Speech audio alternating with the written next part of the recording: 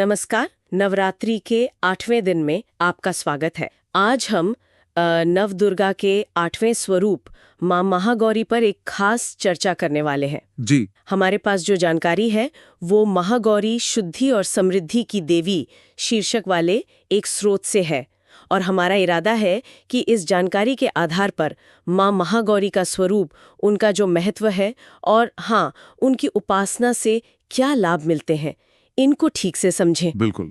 और जो सबसे जरूरी बातें हैं वो आपके सामने रखें। तो चलिए सीधे विषय पर आते हैं। स्रोत कहता है कि माँ महागौरी पवित्रता, शांति और समृद्धि का प्रतीक है, लेकिन ये सिर्फ शब्द तो नहीं है ना। उनकी जो छवि है वो अपने आप में बहुत कुछ कहती है। निश्चित रूप से स्रोत में उनके स्वरूप का बहुत ही सुंदर वर्णन है। उनकी आभा यानी उनकी जो चमक है वो शंख, चंद्रमा और कुंद या चमेली के फूलों की तरह एकदम सफेद बताई गई है। एकदम सफेद, वाह। हाँ, सोचिए, ऐसी सफेदी, वो पूरे सफेद कपड़े पहनती हैं और उनका वाहन भी सफेद बैल मतलब नंदी है। तो ये जो सफेद रंग है ना, ये सिर्फ एक रंग नहीं है, ये उनकी परम शुद्धि, उनकी निर्मलता, उनकी अंदरूनी शांति का प्रतीक है। इसमें कोई अंधेरा, कोई मैल नहीं। और उनकी 4 भुजाओं का जिक्र भी है। स्रोत बताता है कि 2 हाथों में त्रिशूल और डमरू है। जी। ये तो शिवजी से जुड़े हुए हैं, मतलब शक्ति और सृजन के प्रतीक हुए। हाँ। और बाकी 2 हाथ अभय और वरद मुद्रा में, मतलब एक तरफ से सुरक्षा का वादा और दूसरी तरफ से वरदान देने का इशारा। ये कॉम्बिनेशन बड़ा दिलचस्प है। बिल्कुल, ये संतुलन बहुत मायने रखता है। त्रिशूल दिखाता है कि वो सत्व, रज, तम तीनों गुणों से ऊपर हैं और तीनों तरह के ताप मतलब दैहिक, दैविक, भौतिक उनको शांत कर सकती हैं। और डमरू वो सृजन की ध्वनि, उसकी लय का प्रतीक है। अच्छा। पर साथ ही अभय और वरद मुद्राएं उनकी जो सौम्य, दयालु प्रकृति है उसे दिखाती हैं। तो ये दिखाता है कि उनकी शक्ति डराने वाली नहीं, बल्कि बचाने वाली और वरदान देने वाली है। उनका जो उग्र रूप था वो यहाँ एकदम शांत और कल्याण करने वाला हो गया है। तो ये स्वरूप सिर्फ बाहर से सुंदर नहीं है, बल्कि इसके पीछे गहरे मतलब छुपे हैं। स्रोत ये भी कहता है कि वो पाप, दुख और अज्ञान को दूर करती हैं। तो इसका मतलब क्या सिर्फ पिछले कर्मों से है, या कुछ और भी? ये बहुत अच्छा सवाल पूछा आपने। स्रोत के हिसाब से वो सर्व पाप प्रशमिनी है, यानी सारे पापों का नाश करने वाली। हाँ। आमतौर पर तो इसका मतलब यही समझा जाता है कि पिछले जन्मों के कर्मों का बुरा असर या इस जीवन में जाने अनजाने में हुए पापों से छुटकारा। हाँ। लेकिन इसे और गहरे स्तर पर भी समझ सकते हैं। पाप सिर्फ मतलब कर्मकांड वाली अशुद्धि नहीं है, ये मन की अशुद्धियां भी हैं, जैसे गलत विचार, नकारात्मकता, अज्ञानता। तो महागौरी की पूजा से जो शुद्धि मिलती है वो शायद इन अंदरूनी मलों को भी साफ करती है, जिससे मन शांत और साफ होता है। और इसी सफाई, इसी निर्मलता का कनेक्शन शायद उनके एक और अहम पहलू से है, जिसका जिक्र स्रोत में है, उनका आज्ञा चक्र से संबंध, जिसे तीसरा नेत्र भी कहते हैं। हाँ, ये बात तो बहुत ही महत्वपूर्ण है और उनके स्वरूप को एक नई गहराई देती है। आज्ञा चक्र जो हमारी भौहों के बीच माना जाता है, वो हमारे अंदर के ज्ञान मतलब इंट्यूशन, विवेक, स्पष्टता और मानसिक जागरूकता का केंद्र है। अच्छा। तो माँ महागौरी का इस चक्र पर शासन करने का मतलब है कि वो हमें सही गलत में फर्क करने की ताकत देती हैं, चीजों को साफ साफ देखने की नजर देती हैं और गहरी समझ देती हैं। तो क्या हम ऐसा कह सकते हैं कि उनकी जो बाहरी सफेदी और पवित्रता है वो अंदर की स्पष्टता और विवेक से जुड़ी है, मतलब आज्ञा चक्र की ऊर्जा से? जैसे एक साफ शीशा ही तो साफ तस्वीर दिखा सकता है। क्या बढ़िया मिसाल दी है, बिल्कुल ऐसे ही लगता है। स्रोत सीधे सीधे तो ऐसा नहीं कहता, पर यह व्याख्या उनके स्वरूप और आज्ञा चक्र की कनेक्शन से एकदम मेल खाती है। जब मन बाहर की शोर से और अंदर की गंदगी से मुक्त होता है, यानी शुद्ध होता है, तभी तो अंदर की आवाज, वो इंट्यूशन जाड़ सकता है और हम चीजों को उनके असली रूप में देख पाते हैं। महागौरी की उपासना शायद इसी अंदरूनी शुद्धि के जरिए विवेक और स्पष्टता का रास्ता खोलती है। स्रोत में उनकी पूजा के लिए कुछ मंत्र और स्तोत्र भी दिए हैं। एक ध्यान मंत्र है, श्वेते वृषि समारूढ़ा श्वेतांबरधरा शुचिः महागौरी शुभम दद्यान महादेव प्रमोददा। ये मंत्र तो उनकी पूरे सार और बहुत खूबसूरती से बताता है। श्वेते वृषि समारूढ़ा, सफेद बैल पर सवार, श्वेतांबर धारा, सफेद कपड़े पहने हुए, शुचिय, एकदम पवित्र। ये उनके बाहरी रूप और अंदरूनी गुण को बताते हैं। हाँ। और फिर महागौरी शुभम दद्यात, महागौरी हमें शुभता दें। और आखिर में महादेव प्रमोददा, महादेव को खुश करने वाली। ये न सिर्फ उनकी कृपा बरसाने की शक्ति दिखाता है, बल्कि शिव के साथ उनके गहरे और सामंजस्यपूर्ण रिश्ते को भी दिखाता है। इसी तरह देवी कवच का एक अंश है अष्टमम महागौरी च सर्व पाप प्रशमिनी। ये भी उनके पाप मिटाने की शक्ति पर ही जोर देता है। और एक स्तोत्र का भी जिक्र है, या देवी सर्वभूतेषु शुद्धि रूपेण संस्थिता, नमस्तस्यै नमस्तस्यै नमस्तस्यै नमो नमः। हाँ, ये स्तोत्र कहता है कि जो देवी सभी प्राणियों में शुद्धि के रूप में मौजूद हैं, उन्हें बार बार नमस्कार है। ये बहुत गहरा विचार है। ये सिर्फ बाहरी सफाई की बात नहीं है, बल्कि हर जीव में जो अंदरूनी पवित्रता है, जो शुद्ध चेतना है, ये उसकी तरफ इशारा करता है। और माँ महागौरी उसी की अभिव्यक्ति हैं। सही। तो इन मंत्रों और स्तोत्रों का जाप करना सिर्फ एक रस्म नहीं है, बल्कि ये भक्त को उनकी शुद्धता और पापनाशक शक्ति से जुड़ने में मदद करता है। ये चेतना के लेवल पर शुद्धि का एक तरह से आवाहन है। स्रोत में उनकी आरती की एक लाइन भी है, जय महागौरी जगत की माता, तुम बिन सुख न कोई पाता। बिल्कुल। ये तो उन्हें जगत माता ही बता रहा है। बिल्कुल, ये उनकी व्यापकता को दिखाता है। वो सिर्फ कोई एक खास आशीर्वाद देने वाली देवी नहीं है, बल्कि पूरी सृष्टि की माँ है।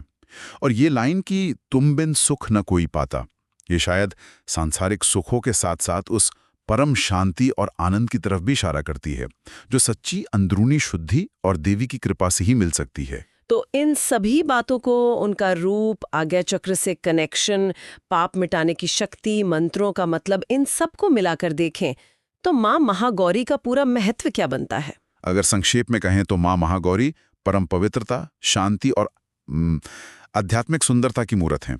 उनकी उपासना जीवन से नकारात्मकता, चाहे वो पाप के रूप में हो, दुख के रूप में हो या मुश्किलों के रूप में, उसे दूर करने में मददगार मानी जाती है। अच्छा। वो संसारिक स्तर पर समृद्धि, सफलता और खासकर सुखी वैवाहिक जीवन का आशीर्वाद देती हैं।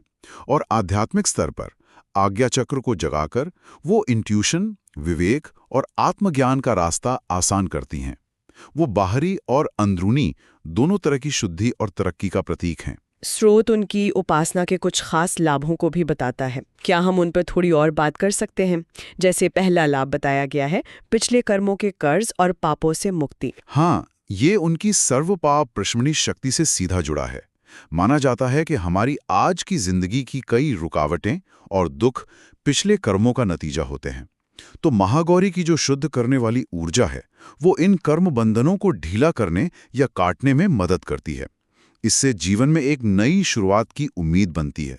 ये एक तरह की आध्यात्मिक क्लेंजिंग या शुद्धिकरण है। दूसरा लाभ विवाह और रिश्तों से जुड़ी इच्छाओं का पूरा होना बताया गया है। पवित्रता और वैवाहिक सुख के बीच क्या कनेक्शन हो सकता है? ये थोड़ा दिलचस्प सवाल है। ये पारंपरिक मान्यताओं के हिसाब से माँ पार्वती ने, जिनका एक रूप महागौरी है, बहुत कठिन तपस्या करके शिवजी को पति के रूप में पाया था। हाँ, ये कथा तो सुनी है। तो महागौरी का स्वरूप उसी तपस्या के बाद मिला हुआ परम शुद्ध और शांत स्वरूप है। इसीलिए उन्हें आदर्श पत्नी और सुखी गृहस्थी का प्रतीक माना जाता है। उनकी उपासना से रिश्तों में पवित्रता, स्थिरता और तालमेल आता है, जो सुखी वैवाहिक जीवन की नींव है।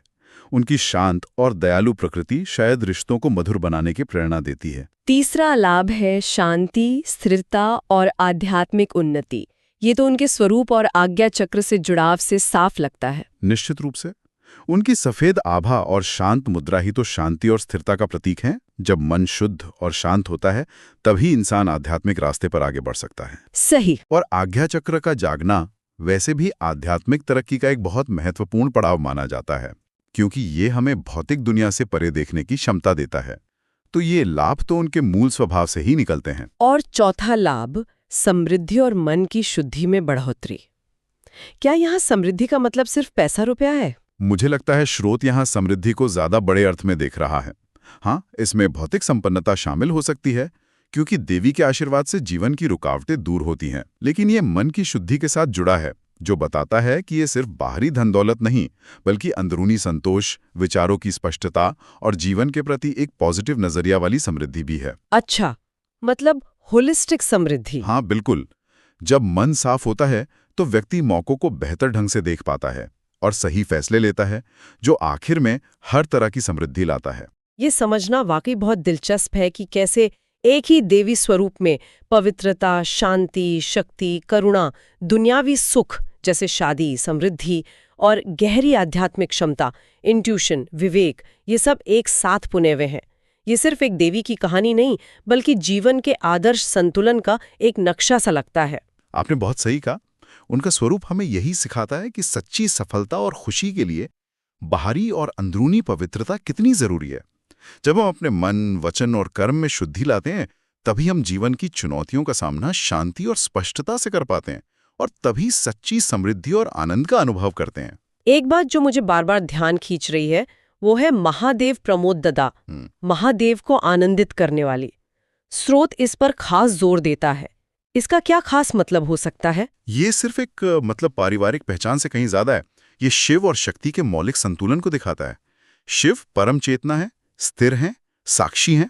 शक्ति क्रियाशील ऊर्जा है। जी। महागौरी का स्वरूप शक्ति का वो रूप है, शांत, शुद्ध, सौम्य, कल्याणकारी, जो शिव के साथ पूरे तालमेल में है।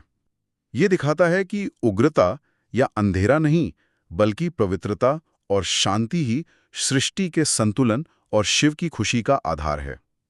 उनका ये स्वरूप उस आदर्श मिलन और संतुलन का प्रतीक है, जहां शक्ति विनाशकारी नहीं, बल्कि बनाने वाली और मंगल करने वाली है। ये ब्रह्मांड के सामंजस्य का एक बहुत सुंदर चित्रण है। तो आज की इस पूरी चर्चा से हमने माँ महागौरी के स्वरूप, उनकी शक्तियों और उनके गहरे आध्यात्मिक महत्व को कहीं बेहतर तरीके से समझा है।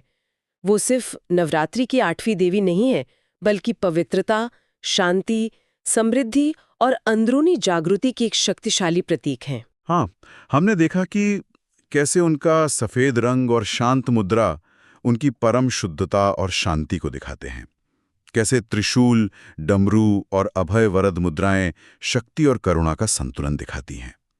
हमने ये भी समझा कि आज्ञा चक्र से उनका संबंध कैसे हमें अंदरूनी ज्ञान और स्पष्ट नजर देता है, और कैसे उनकी उपासना पापों से मुक्ति दिलाकर सांसारिक और आध्यात्मिक दोनों तरह की तरक्की का रास्ता खोलती है। इस पूरी बातचीत के बाद एक विचार मन में घूम रहा है जो शायद हमारे सुनने वालों के लिए भी सोचने लायक हो। हाँ, जरूर बताइए। स्रोत लगातार माँ महागौरी की शुद्धि पर बल देता है, उनके रंग में, उनके असर, पापनाश में, यहाँ तक कि स्तोत्र शुद्धि रूपे न संस्थिता में भी। जी बिल्कुल। और साथ ही उन्हें सीधे आज्ञा चक्र से जोड़ा गया है, जो स्पष्टता, विवेक और सत्य को देखने की क्षमता का केंद्र है। तो क्या ये मुमकिन है कि सच्ची स्पष्टता और सही निर्णय लेने की क्षमता, मतलब आज्ञा चक्र का काम, केवल तभी आती है जब हमारे अंदर एक गहरी शुद्धि हो, विचारों की, इरादों की, कर्मों की शुद्धि? क्या महागौरी का स्वरूप इसी गहरे कनेक्शन की तरफ इशारा कर रहा है कि बाहरी और अंदरूनी पवित्रता ही साफ नजर की कुंजी है? इस पर सोचा जा सकता है। ये सोचने वाली बात है, बहुत गहरा विचार है ये।